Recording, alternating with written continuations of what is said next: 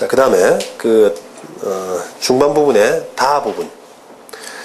그 다음에 아울러서 이제 공사한이라고 건물 짓니라고 공사 대금 못 받은 거, 그게 이제 앞부분의 판단이었고, 두 번째 부분은 이 건설회사가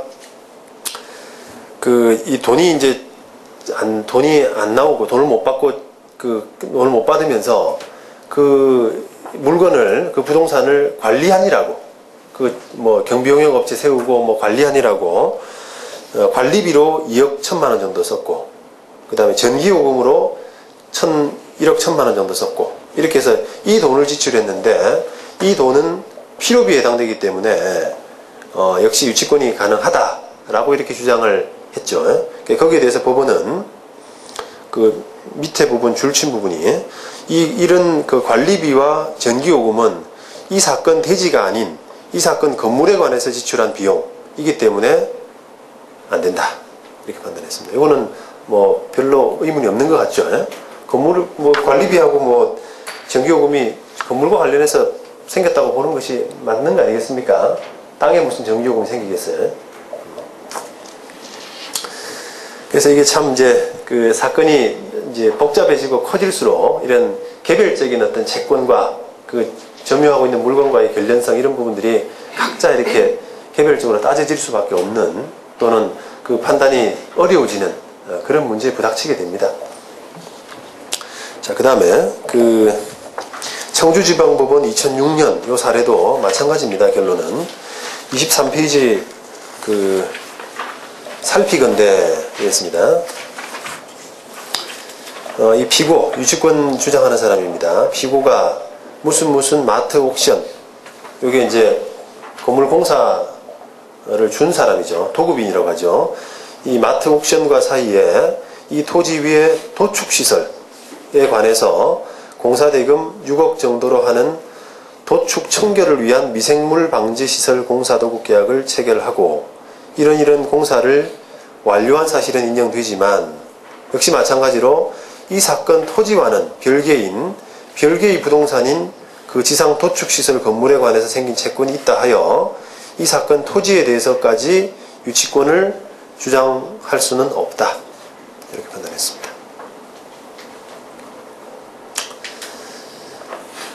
그 다음에 수원지방법원 2007년 사례입니다. 자, 요거는 이제 공장 신축을 이렇게 했는데요. 공장 신축을 했는데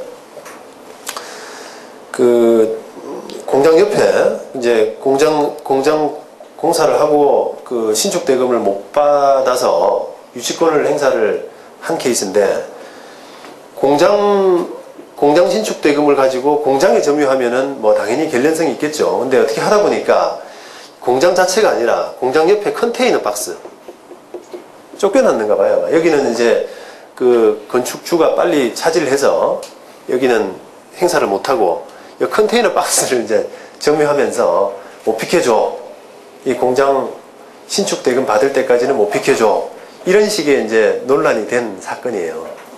자, 이 사건에서 한번 보시면 23페이지 하단 부분.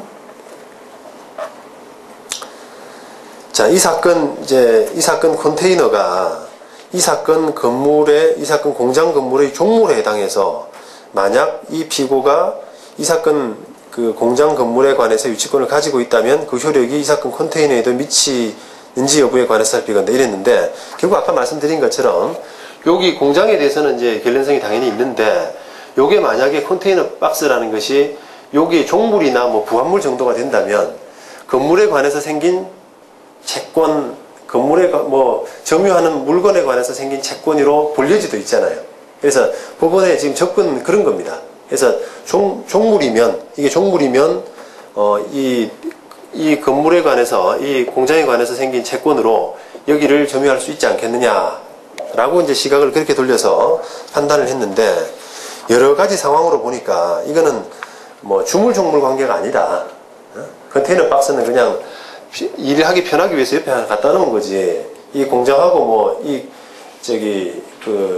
한번 읽어볼게요. 이게 주물종물의 개념을 이해하는데 한번 여러분들이 도움이 되실 것 같은데, 결론은 하여튼 그 종물이 아니다라고 이렇게 판단해서 유치권이 성립하지 않는다. 유치권 성립이 하지 않는다 이렇게 판단했는데 밑에서 5번째 줄 그 종물은 주물의 상용에 이바지하는 관계에 있어야 하고 주물의 상용에 이바지한다 함은 사회관념상 계속해서 주물 그 자체의 경제적 효용을 다하게 하는 것을 말하는데 주물의 뭐 소유자나 이용자의 상용에 공용하고 있더라도 뭐 이렇게 해서 이런 것은 종물이 아니다. 근데 컨테이너는 이 그 한국 모모가 이게 이제 그 건축주입니다.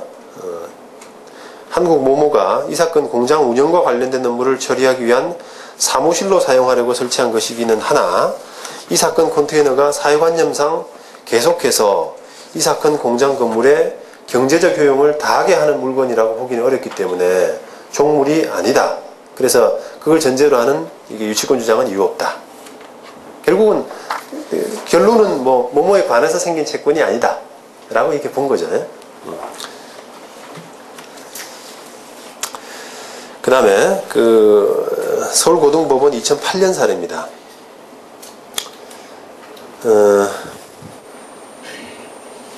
자, 요 사례는 그 공장 이제 건물을 지으려면 이제 뭐 나대지에다가도 이렇게 공장을 짓는 것도 있고 또 뭐 기존 건물이 있는 상태에서 기존 건물을 헐고 또 주변 정리도 좀 하고 그다음에 건물을 짓는 그런 케이스가 있는데 요 후자는 이 케이스는 지금 후자의 경우입니다. 그러니까 기존 건물을 헐고 건물을 지어달라라고 하는 그런 도급 계약인데 기존 건물을 헐고 기존 건물을 헐고 정리하는 그런 기존 건물의 상태를 정리하는 그런 계약을 1차 계약이라고 한번 이렇게 명칭을 했어요. 그 다음에 그거 다 헐고 나서 새로 건물을 짓는 계약을 2차 공사, 죄송합니다. 1차 공사, 2차 공사 이렇게 합시다. 1차 공사, 2차 공사로 이렇게 했는데 이제 각각 결례성에 이제 문제가 된 거죠. 그러면 1차 공사, 기존 건물, 이제 새로운 건물을 짓는 과정에서 기존 건물을 허는 공사, 이 공사 대금이 과연 기존 건물에 점유하고 있는 기존 건물을 과 예치권이 있느냐. 그러니까 건물을 다 헐고 짓고 돈을 안 주니까 이 건물에 점유하고 있는 사람을 내보내는 이런 사건인데 이 사건에서 결국 점유하고 있는 이 물건과 그 건물이 지어지기 전에 허물어진 물건, 건물을 허무는 공사대금, 정리하는 공사대금, 1차 공사 대금하고 결례성이 있다고 볼 수 있느냐 하는 그런 판단이에요. 그래서 법원은 24페이지 하단 부분에 이 사건 1차 공사는 그 공사 내용이 이 사건 건물의 신축 공사 자체가 아니라 이 사건 건물의 신축 공사를 하기 이전에 기존의 지상 건축물 등을 철거하고 공사 부지 및 그 주변 등을 정리하는 것을 내용으로 하는 공사에 불과하므로 그러한 공사에 따라 발생한 공사대금까지 유치권의 목적물인 이 사건 건물에 관해서 생긴 채권이라고 볼 수는 없다. 이렇게 판단했습니다. 결례성이 없다 판단했어요. 그 다음에 이제 그 예비적인 판단으로 이 이제 다음에서 이제 후반부에서 설명드리겠습니다만 이 채권 자체가 있어야 되는 것, 채권 자체가 있어야 뭐 결례성을 따지고 할 건데 이 채권이란 것이 시효에 다 소멸했다. 이 사건 같은 경우는 뭐 공사대금 채권인데 공사대금 채권이 시효로서 소멸해버렸다라고 하면은 점유할 그 유치권 자체가 없는 거 아니겠어요. 근데 그 지금 이 판단은 이 1차 공사 또는 사전공사가 지금 현재 지어진 건물과 결례성이 없기 때문에 유치권은 안 된다. 이렇게 판단하면서도 그 밖에 아울러서 1차 공사의 그 이미 공사 계약은 공사 대금 채권 시효 자체가 이미 지나갔다. 그러니까 공사 다 하고 나서 한 시점은 이제부터인데 보통은 공사대금 채권은 3년이라고 보거든요. 그러면 3년 동안에 어떤 시효 중단 조치가 소송이라든지 뭐 가압류라든지 이런 시효 중단 조치가 없었던 이상 채권 자체가 없기 때문에 그런 면에서도 유치권 성립이 안 된다. 이렇게 판단합니다. 25페이지에 서울고등법원 2005년 사례입니다. 이제 뭐 공사 과정에서 이제 뭐 여러 가지 뭐 공사 시킨 사람하고 또 공사한 사람하고 이런 그 사업 관계에서 단순히 뭐 공사 대금 받을 것뿐 아니라 뭐 또 공사 잘 되기 위해서 빌려주기도 하고 막 그러잖아요. 이제 근데 그래서 이 사건은 두 가지로 나누어서 일단 순수하게 공사한 그 어떤 대금 그 부분하고 그 다음에 기타 뭐 빌려준 이런 것들 이런 부분하고 두 가지가 이제 그 관련성 점유하고 있는 목적물하고 관련성이 있느냐가 논란이 됐는데 그 25페이지 하단 부분에 먼저 공사대금 채권 부분을 한번 보시면은 일단 여러 가지 여러 가지 그 정황으로 볼 때 이게 그 다 변제된 것 같다. 다 공사대금은 다 주어진 것 같고 채권이 없는 것 같다. 법원이 그렇게 판단을 했어요. 그러고 나서 가사 설사 그게 그런 채권이 존재한다고 하더라도 그 채권은 그 가설물 설치 그 다음에 기존공사의 철거공사 이런 걸 함으로써 취득한 것이기 때문에 그 발생 당시에는 이 사건 건물 자체가 존재하지도 않은 것이어서 그것이 그 이후에 건립된 이 사건 건물과의 사이에 어떤 관련관계가 있다고 볼 수 없다. 이렇게 판단했죠. 결국은 또 그 관련성이 없다는 겁니다. 그러니까 예전에 위 사례하고 뭐 비슷한 건데 허문 건물과 관련된 공사를 새로 지어진 건물과 관련된 공사의 어떤 관련성 이런 것들을 부정한 그런 사례입니다. 그 다음에 그 26페이지 그 상단에 나머지 채권 이런 것들은 빌려준 채권, 돈 대여금 채권이기 때문에 이 사건 건물과 뭐 관련 관계에 있다는 것은 어려운 거죠. 그래서 배척을 했습니다. 그 다음에 부산고등법원 2007년 사례입니다. 이 사례는 그 이제 모텔 기존에 이제 모텔이 있었는데 이 모텔에 임차인이 있었는데 그 모텔을 새로 신축하는 과정에서 여러 가지 아마 임차인이 아마 돈을 대준 것 같아요. 건물주한테. 그래서 그 돈 대준 부분 가지고 새로 지어진 모텔에 유치권을 행사한 그런 케이스입니다. 그래서 지금 법원의 어떤 판단은 전체적으로 여러 가지 사정으로 볼 때 이거는 그 모텔 신축 과정에서 자금을 빌려준 것 같다. 빌려준 것일 뿐, 이 임차인이라고 하는 사람, 돈 받을 유치권자 조약하는 사람이 뭐 공사를 직접 했다거나 또는 건축주를 대신해서 뭐 공사업자에게 뭐 공사대금 채권을 대위 지급함으로써 공사업자가 가지는 공사대금 채권을 대위 행사하는 거다. 이렇게 보기는 좀 어렵다. 라는 그런 판단을 한 케이스입니다. 그러니까 빌려준 뭐 케이스로 본 거기 때문에 당연히 이거는 뭐 관련성이 없죠. 그 다음에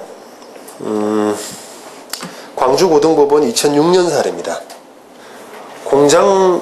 공장 기계대금, 공장에 이제 기계 설치를 했는데 그 대금을 못 받았다라고 하면서 그 설치한 기계하고 공장 건물에 대해서 유치권을 주장한 사례입니다.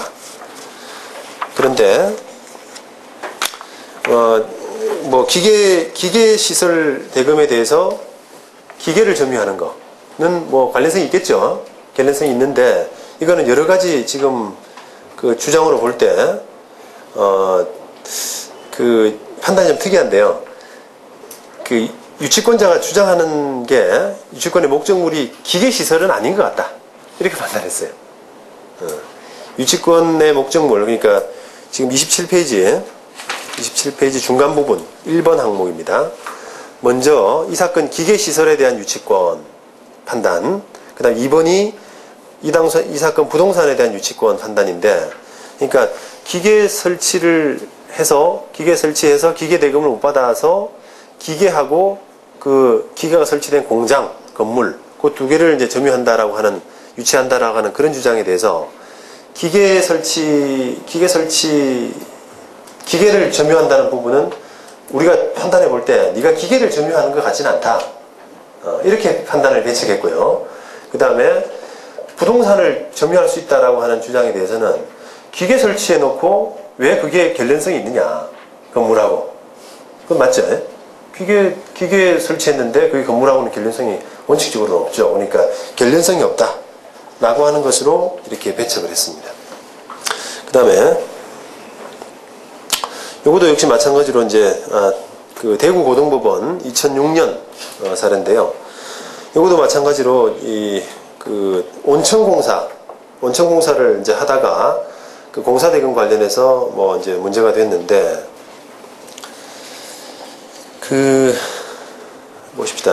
그 27페이지 그 밑에서 5번째 줄, 그 온천공사를 이 건물주가 직영으로 하면서 그 피고회사, 유치권 주장하는 회사입니다. 피고회사에게 온천개발과 관련된 일부 공사를 맡긴 사실, 그 다음에 피고회사는 직접 이 사건 부동산 중 뭐 3번 토지에 대해서 온천공 개발 공사를 하고, 그 다음에 4번 토지에는 지하수 개발 공사를 실시하고, 그 다음에 6번 토지에 대해서는 이 사건 건물에 연결되는 수로관 공사를 했고, 그 다음에 이 건물을 그 건물주가 완성하지 못하자 또 나중에 다른 공사업자하고 계약을 체결해서 이 온천장으로서의 기능을 갖추기 위해 가지고 자재 내지 뭐 시설물인 수도관 파이프, 보일러 기계 설비, 온천 동력 장치 이런 것들을 납품 설치하고, 그 다음에 소방공사, 유리공사, 타일공사 이런 것까지 했다, 이렇게 이제 판단을 했어요. 자, 이런 사안에서 일단 판단을 어떻게 했냐면 28페이지에 그 하단 부분에 1번, 자, 일단 관련성이 있느냐 하는 걸 살펴보자. 건물을 점유하고 있는데 이 담보 목적물에 관해서 관련성이 이런 채권들이 관련성이 있는지를 한번 살펴보자라고 하면서 1번, 건물주에게 빌려준 부분, 이거는 관련성이 없다, 이게 맞죠? 그 다음에 2번, 이 채권 중에서 자재 납품 대금 등 부분의 경우, 이렇게 이제 좀 뭉뚱그려서 이 법원에 해석을 했어요. 그래서 밑에서 세 번째 줄 보시면 이런 그 자재 납품이나 뭐 각종 위에서 그 공사, 제가 조금 자세히 읽어드린 이유가 이 사람이 뭐 여러 가지를 그 공사와 관련해서 여러 가지를 했다는 부분을 그걸 강조하기 위해서 이제 그 읽어드렸는데, 이런 그 여러 가지 공사한 부분은 이 사건 건물의 구성 부분 내지는 이 사건 토지의 죄송합니다. 그 28페이지 밑에서 셋째 줄, 그 피고회사가 시공하거나 납품 설치한 이런 부분은 이 건물의 구성 부분 내지는 이 토지에 부합된 이상 이 사건 채권 중에서 자재 납품 대금 등 부분과 3사 토지 건물 이런 것과 관련된 것들은 관련성이 있다라고 봐야 된다 라고 이렇게 좀 포괄적으로 해석을 했습니다. 그래서 결국은 이게 이제 만약에 이게 이제 구체적으로 따져가지고 뭐 기계 납품 대금이다 라고 하는 것이 그 건물과 그 점유하고 있는 부분과 어떤 관련이 있냐 하는 부분은 조금 세밀하게 따지고 들어가야 될 것 같아요. 문제에서는. 이게 만약에 이게 이제 재판에서 이런 부분을 구체적으로 따지고 들어가지 않게 되면은 법원 입장에서도 지금 이런 판단처럼 전체적으로 봐서 이게 이것과 관련된 거다 이런 식으로 해석을 할 가능성이 많아요. 그죠? 그래서 유치권 분쟁에서는 조금 더 이제 관련성이라는 부분을 법원에서는 엄격하게 보려는 경향들이 있기 때문에 그 주장하는 항목들마다 구체적으로 좀 따지고 들어가서, 예를 들어서 아까 뭐 사우나 공사에서 뭐 물품 대금, TV나 뭐 이런 VTR 이런 걸 설치했던 대금 이런 것들이나 또는 뭐 기계 설치 대금 이런 것들은 좀 그 부동산하고는 조금 떨어져 있는, 성격상 떨어져 있는 것으로 볼려지고 있기 때문에 좀 하나하나 따지고 들어갈 필요가 있을 것 같습니다.